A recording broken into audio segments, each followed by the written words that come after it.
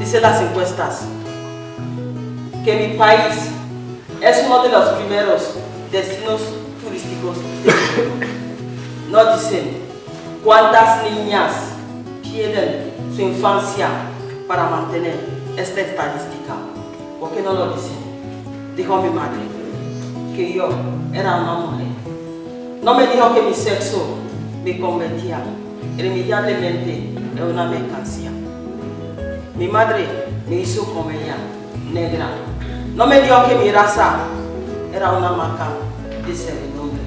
No me dijo que la libertad era un grupo de unos pocos. Yo soy una bolsa de basura.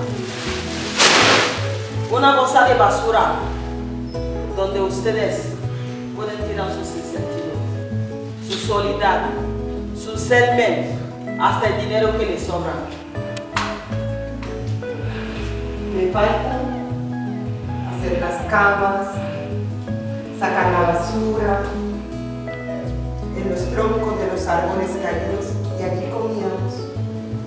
Nos reíamos y nos reíamos hasta morirnos de hambre. De noche ni se puede dormir.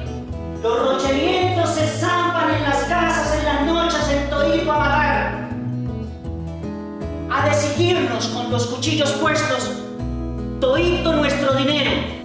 Matan por no votar en unas elecciones. Matan por no saludar al patrón. Este chirajo de vida nada vale. Sacrificio. Edificio en edificio.